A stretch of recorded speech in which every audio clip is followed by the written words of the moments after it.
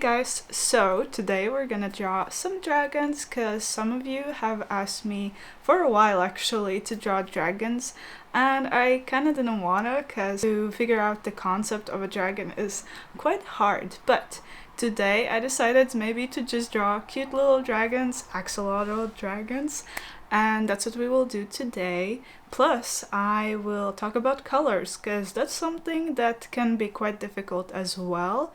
So colors and color theory, that's what we will do today. So let's go.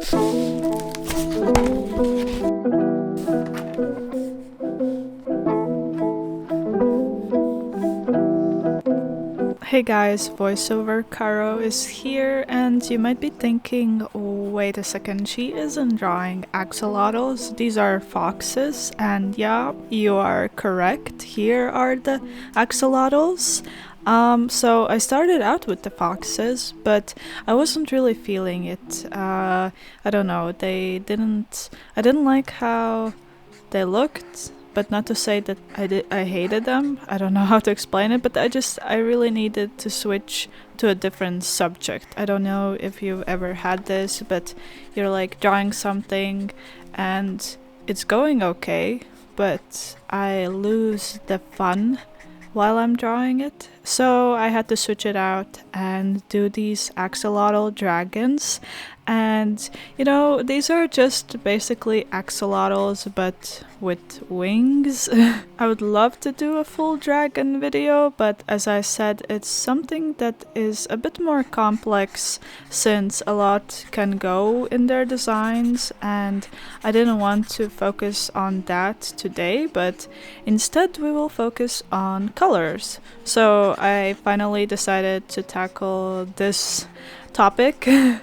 I've been kind of avoiding it for a while, since it is a messy topic. It's something that I think can click for people at different times or different ways.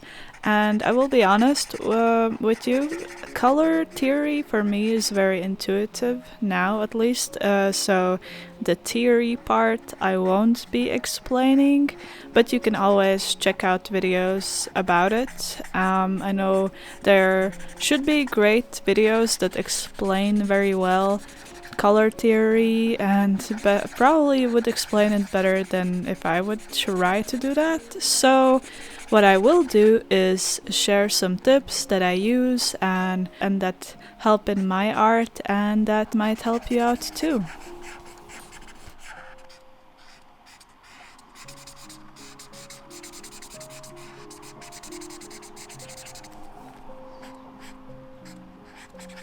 First tip that you can see for this little guy here is gradients. It's all about the color flow. And for this little guy, I really wanted a lot of colors, basically kind of rainbowy, but not really. So I chose to go from yellow to greens to basically blues, and I added a little bit of orange in there as well. So when you are using so many colors, it's easy to overcomplicate it or overcomplicate the piece and make it feel kind of disconnected. So that's why gradients can help you with that, make it a bit less hectic and help you blend lots of colors and hues more seamlessly. So instead of hard blocks of colors, you can create a smooth transition. And it also keeps the eye moving. If we are doing these gradients, we want to see all of the piece, and if we do a bunch of colors, then it is easier for the eye to travel from the head to the tail right here. So then we can use a bunch of colors without losing the harmony. And what I will do is choose also a point to put my darkest and lightest colors. So my yellows were the lightest colors, so I put that for the head so that we can add a lot of details there, and it would be easier to see if instead if we did a darker head, since I do go a lot with line art, so I needed the head to be lighter and more visible. And then I will transition to the darkest colors, which will be the tail. So my next tip is to use dark colors to your advantage. If I start using bold colors, like here we have a bunch of colors, yellows, greens, blues, they can start to clash with each other. So that's when I bring in colors like black. I don't usually use pure black. You can see me when I did the tail. I used a dark green and a dark purple just so we have some tones, some variation in those blackish colors. But what I mean is that even just a line or shadow can really separate areas and help colors stand out more. It can give each color some time to shine. Black can add drama, but it can also organize the visual color noise. And I don't know if you got what I mean, but hopefully you get it more by seeing it. I use the dark colors especially for the wings, since it is more of a separate part of the body, but we have kind of two sections then, and then if we have this black color, then both parts can bring each other out, the body and the wings, and it's a more cohesive look. So we can see both the tail, both the wings and the body, you know, with having these sections, and black really brings that out.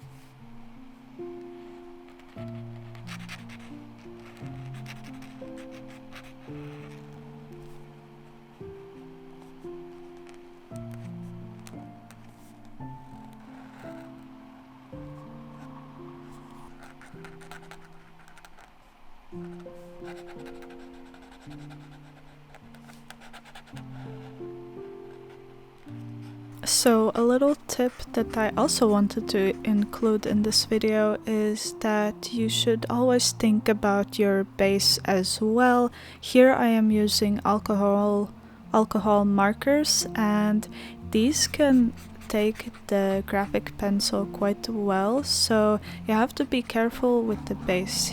I knew that it wouldn't matter too much for these guys, but I was going over very carefully not to smudge the lines, because especially if you are doing a lighter piece, the graphite will come out and it will smudge some places, and smudging for me is kind of okay, but it can create this muddy looking effect, and if you want bright bold colors, then I don't recommend using too soft of a pencil. Sometimes you can see me use purple pencils, just because if it smudges, then it adds this purple tint instead of this gray one.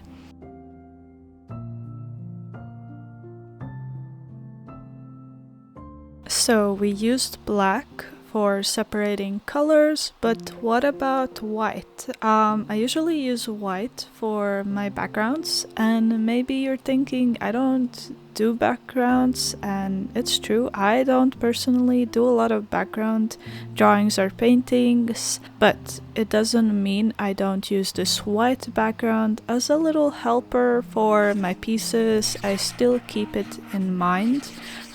So when you mix multiple colors, a busy background can make it feel overwhelming, and I use white to give my drawing some room, some space to breathe.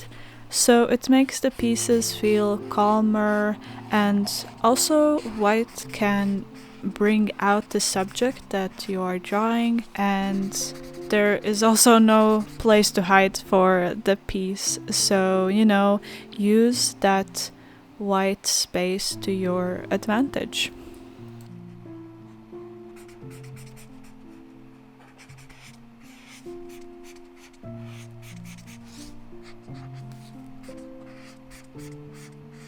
Okay, so we are onto the second axolotl dragon, and this guy has some blue, red, and purple tones in his design. So these colors are pretty strong. They're primary colors with a secondary color among them, and it can easily go overwhelming with them. I don't know. That's why I will sometimes use a neutral base, like here with the very light beige tone for the head, and sometimes I even use it to mix colors as well. On the color wheel, red and blue usually don't clash and can be great to use together, but they are both very intense colors, so we need to use them carefully, and I think this guy could have worked a tiny bit better if I toned down one of the colors and used a different shade, but we live and learn, and colors can be quite a heavy topic. It's not something you can grasp immediately, and I'm also always working, and even if I know what works, it doesn't mean it will work. I don't know how to explain it to you, but it's just something that you can also feel mostly while you're doing it. So no, you have to be flexible with the piece and see how it is transforming and transform with it. And that's why I somehow in the end turn it more towards a pinkish color than a red, but you will see how it looks at the end. But I also wanted to talk about something that's completely different, and it's plushies, and I just need your opinion. I haven't done anything really plushie related. Maybe a year or 2 years back I did something, but I've been thinking about it a lot recently, and I was thinking maybe I could make a little plushie. It's kind of just for my enjoyment, but I thought maybe I could ask you guys what you think. And I was drawing these guys and I was thinking either it could be axolotl guys, because that could be super cute, or maybe my goldfish guys, or I think I had, oh yeah, the dream goats. So the cute dream goat version. So let me know which one you would want to see, and I wanna design them and see what could work better. But yeah, I don't know, either I will make a video or maybe just plop it on Instagram or somewhere, we will see. So we are on the last axolotl dragon design, and this one I have a kind of green and red thing going on, and these colors we can definitely call them complementary colors. On the wheel they are across from each other, that's why they can create a very strong visual contrast, but this one I made more subtle than the last axolotl. I was more mindful with the placement, and I kept the color composition simpler, and sometimes simple is better. But yeah, so I still kept the whole theme of having a light head and a darker body or tail have a different color, so that's still there, but I didn't go so boldly with the colors that I chose, like with the blue and red. Here it is a bit more in harmony with each other. I also used the gradient technique, especially for the rib part, and I was inspired by my other pieces that I've done, especially the pumpkin cat, and I love doing this green jelly-ish citrus effect, and I also was going for that for all of them. I want them to feel a bit more jelly-like, since axolotls can be quite wet, you know, they're water animals, so I wanted that shiny feel. And you know, as usual, my hands got quite dirty and I just can't control, apparently, painting on myself as well. But yeah, as always, I finished all the pieces with this purple acrylic marker, except for the blue axolotl. I decided to go for blue lines, but yeah, I think this one turned out really nice, and I hope you enjoy the tips and understood some of it. I would also love to know if there is anything else you would want me to talk about, any other subjects, or maybe I missed something with the colors that I do and that you notice and maybe need explaining. I don't know, I'm not a teacher, but I can explain what I do and what I use. So these were just techniques that I keep in mind and just use on a daily-ish basis. I would also love to sometimes talk about the drawing process, I guess, and maybe about shapes, but yeah, let me know if there is some topic that you would want to hear from me. And if you are still here, wow, thank you, and I love you, and comment dragon emoji, because then I will know that you've listened to all my rambling. Okay, I hope you enjoyed the video. It was a bit of a rambly one, but I hope you got everything I wanted to say about colors, and if you have any questions, you can always ask them down in the comments, you know. But yeah, I hope you really like them, and let me know which one was your favorite. I think the last one is my favorite. I just love green and red. Anyways, thank you for watching, and I will see you next time. Bye! Everything is gonna be alright.